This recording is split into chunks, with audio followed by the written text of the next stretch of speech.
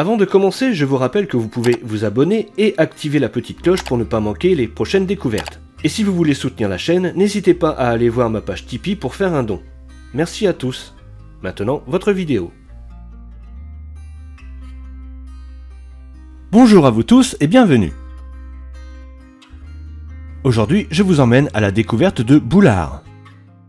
Boulard est un petit village de 190 Boularois et Boularoises et se situe au croisement de la départementale 18 qui va de Hassy-en-Mulcien à Thury-en-Valois et de la départementale 20 qui va de Antilly à Varinfroid. Boulard est sur un plateau céréalier sur le versant sud de la vallée de la Grivette. Les habitants du village n'avaient pas de gentilé jusqu'en 2022 où un nom officiel a été acté lors d'une délibération du conseil municipal. Ce village a eu jadis beaucoup de noms avec parfois une seule lettre de différence, alors je vais vous donner les principaux. Boularia, Bouléaria, Boulard, Boulaire, Boulard, Boulard, Boulard-en-Mulcien et enfin le Boulard d'aujourd'hui. Les vestiges d'un cimetière médiéval ont été découverts sur le territoire communal. En 1851, la commune était propriétaire de sa mairie, de l'école, d'un lavoir, d'un jeu d'arc et de terres non cultivées. 2 carrières étaient mentionnées dans le territoire et les habitants vivaient de l'agriculture. La commune comptait aussi au XIXe siècle un écart nommé Montgobert qui est la grande ferme à l'entrée sud de Boulard, rue Montgobert, aujourd'hui comprise dans le village. Cette ferme se trouve sur une ancienne voie romaine menant de Meaux à la Ferté-Milon. Cette découverte du village de Boulard aurait dû être mise en ligne en début d'année, mais un événement m'a fait repousser la préparation de cette vidéo. Il me fallait absolument attendre fin avril pour participer à un événement et pour pouvoir vous en rapporter quelques images. Cet événement était les commémorations de la bataille de Boulard qui ont eu lieu le 11 et 12 juin 1940. Cette bataille s'est déroulée sur le versant sud de la vallée de la Grivette entre Neuchel et Bay. Lors de cette bataille, 33 hommes sont morts pour la France et cette bataille a un peu été oubliée. Les noms de ces soldats ont été retrouvés quand le petit-fils de l'un d'entre eux a écrit une lettre à la mairie et que des recherches au sein des archives militaires furent entreprises. Les 29 et 30 avril dernier, des commémorations ont eu lieu pour rendre hommage à ces hommes disparus lors de la bataille et qui désormais resteront à jamais gravés dans l'histoire de Boulard. Durant 2 jours, dans le village, ont eu lieu des conférences, des visites guidées, des expositions, un camp militaire, une fanfare,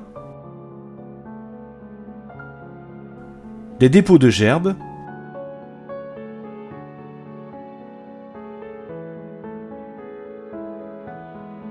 et l'inauguration de la stèle à la mémoire de ces 33 soldats qui faisaient partie des 68e bataillon de chasseurs alpins, 66e bataillon des chasseurs à pied, 260e régiment d'infanterie, 15e et 19e régiment de tirailleurs algériens. Ces soldats avaient été enterrés dans un cimetière provisoire, puis dans le cimetière communal avant d'être rendus aux familles ou déposés dans une nécropole en 1950.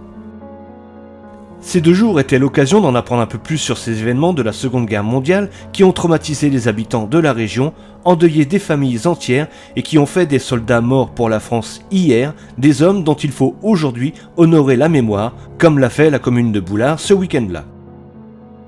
La place où cette stèle a été déposée a elle aussi été renommée à l'occasion en l'honneur du chef de bataillon Henri-Joseph Lefebvre qui commandait le 66e BCP lors de la bataille de Boulard. Face à cette place se trouve une ferme dont une façade a subi un mitraillage durant la Seconde Guerre, peut-être en juin 1940. Sur le côté de cette ferme, on peut voir 2 portes, une en plein cintre et l'autre en arc brisé, pouvant faire penser que cette ferme a été une grange à dîmes, surtout qu'elle est à côté de l'église. Et justement, allons découvrir l'église de Boulard. L'église Saint-Étienne a été inscrite au monument historique en 1927. D'un abord assez insignifiant, Saint-Étienne cache en réalité, au regard du visiteur pressé, un chevet d'une exceptionnelle qualité qui était accessible par le petit chemin qui longe l'église sur sa gauche, mais qui est désormais clôturé, ce qui fait que je n'ai pu accéder à l'arrière de l'église. À peu près régulièrement orientée, l'église comporte de nos jours une nef de 3 travées avec un bas-côté sud et un chœur de 2 travées avec un chevet plat. Le clocher, guère plus haut que la nef, peut-être suite à un effondrement, est dans la première travée du bas-côté. Seules les fenêtres du bas-côté sud et de la chapelle sont en arc brisé, toutes les autres sont en plein cintre et démontrent l'ancienneté de cet édifice. La façade est austère et comporte un portail très simple surmonté d'un oculus. Une petite porte se trouve à la base du clocher. Les contreforts de cette église sont assez impressionnants. Le chevet plat est vraiment exceptionnel par son raffinement, avec ses 3 lancettes agrémentées d'une très belle archivolte soutenue par de fines colonnettes, le tout surmonté là aussi d'un petit oculus. Ce chevet, encore roman d'esprit, appartient à l'architecture du Soissonnais tout proche. C'est à la fin du XVe que sera greffée la chapelle au sud de la première travée du chœur, travaux complétés au siècle suivant et dans le style Renaissance par la nef et la construction du bas-côté. Le modeste clocher est du XVIIe comme les boiseries du chœur. Une nouvelle cloche a été bénite et baptisée Marie-Madeleine le 30 septembre 1984. À noter un petit trésor sur le mur nord de l'église, ce que l'on appelle une corniche beauvaisine de toute beauté. À l'intérieur, l'église Saint-Étienne est assez claire. La nef de 3 travées est large et haute. Le mur nord nous montre les traces de modifications durant les époques et l'ancienneté de l'édifice. Toute l'église est voûtée d'ogives. Le chœur de 2 travées est entouré de boiseries restaurées récemment et dans l'arcade qui mène au bas-côté, on aperçoit le haut de l'ancienne fenêtre romane de la nef lorsqu'elle était unique. Le bas-côté est muni de bancs et amène à une chapelle comprenant un petit autel et son joli retable. Celui du chevet l'est encore plus. Le maître-autel et le retable sont de même style que celui du bas-côté, avec cependant un tableau au centre et un fronton magnifiquement décoré.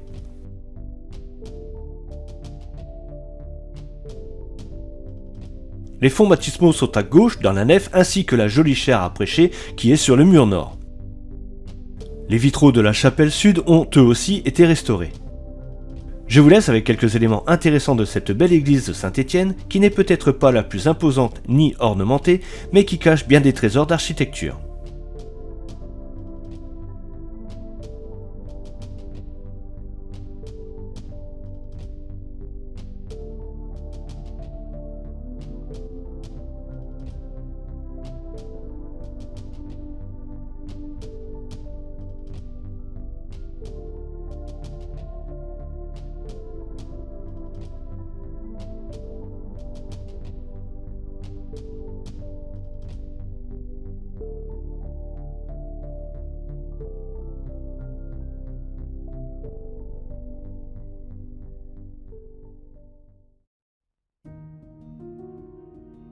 Retournons dans les rues du village. Le monument aux morts est une plaque apposée au mur de la mairie, et vient donc de s'ajouter dans le village cette stèle en l'honneur des morts pour la France de 39-45. Il y a dans le cimetière un petit carré militaire avec les 5 tombes des soldats tués durant la Première Guerre mondiale. Il y a une croix de chemin à l'entrée nord du village, tout proche du joli lavoir qui a été restauré récemment mais qui a tout de même perdu ses toits. Un autre lavoir existait près de la mairie, mais était déjà en ruine avant qu'une inondation ne le détruise entièrement.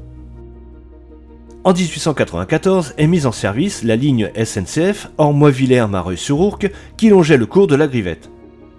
Dans la découverte de Thury en Valois, je vous ai parlé de la gare de Thury qui est aussi la gare de Boulard. C'était plus une halte d'ailleurs qu'une gare. Il y en avait une deuxième dont j'ignore l'emplacement. Cette ligne est aujourd'hui la voie verte du pays du Valois. On peut signaler aussi, près de la halte de Thury-Boulard, l'ancien prieuré de Saint-Martin-le-Pauvre qui était réuni au prieuré de la Madeleine de la Ferté-Milon. Il n'en reste plus aujourd'hui qu'une maison isolée. Il y a dans le village une villa appelée Villa de Man qui fut la demeure de Georges Lauger, peintre naturaliste français né le 19 décembre 1853 à Montivilliers en Seine-Maritime. Vers 1930, perdant progressivement la vue, il se retire dans sa villa de Boulard où il décède le 5 décembre 1937. Il était ami avec Jean-François Millet, tout comme lui peintre naturaliste. Cette villa a aussi accueilli des militaires durant la Deuxième Guerre mondiale. Près de la mairie se trouvait à une époque un orphelinat ou plutôt un ouvroir appelé Notre-Dame de la Garde. Un ouvroir était un lieu où les femmes, souvent des religieuses, se rassemblaient pour des travaux de couture, de tricot, d'aide aux pauvres, l'entretien et l'ornement de l'église. Mais selon certains documents, on est presque sûr que cet ouvroir servait aussi d'orphelinat. On peut encore voir sur la façade de la maison une niche où se trouvait, il y a encore quelques années, une statue de la Vierge à l'Enfant. Il n'y a plus de commerce dans le village, mais encore quelques artisans comme peintres, maçons et traiteurs. Autrefois, Boulard avait la visite de commerces itinérants comme le boucher d'Assy, Dédé la Boulange, le boulanger de Rouvres, ou encore le Marseillais, un vendeur d'habits. Il reste aussi une ferme céréalière en activité. Pour l'école, Boulard est le dernier des villages du regroupement pédagogique intercommunal qui est constitué des communes de Varinfroid, Étavigny, Neuchel et Rouvres-en-Mulsien que nous avons déjà vus. Boulard accueille la classe de CM2. À côté de cette école se trouve la bibliothèque Jean Gognaud, nommée ainsi en hommage au père du maire actuel et qui fut maire de Boulard de 1982 à 1992. À l'est du village, sur le territoire, se trouve un puits de contrôle de la plateforme de stockage souterrain de gaz de la société NJ, anciennement Gaz de France, basée à Gémigny-sous-Coulon, en Seine-et-Marne. Voilà, c'est ainsi que se termine la découverte de Boulard, petit village sympathique et accueillant avec de belles balades à faire et beaucoup de choses à découvrir par vous-même, dont les belles plaques directionnelles Michelin datant de 1934 au croisement des rues de Grivette et des Fontaines et près de la place Henri Lefebvre où se trouve aussi un cube Michelin encore en très bon état pour mon plus grand plaisir. Mais attention, si vous voulez les découvrir, faites-le à pied, ce sera plus prudent. Je tiens à remercier M. Joël Gognaud, maire de Boulard, ainsi que M. Francis Gognaud, M. Daven et Mme Mélanie Gilles pour leur aide et leur accueil lors de la préparation de cette vidéo. Je vous donne rendez-vous pour une prochaine découverte d'un village de l'Oise et en attendant, si cette vidéo vous a plu, n'hésitez pas à partager, à commenter et mettre un j'aime et n'oubliez pas de vous abonner et d'activer la petite cloche pour ne pas manquer les prochaines découvertes. A bientôt. Au revoir Boulard.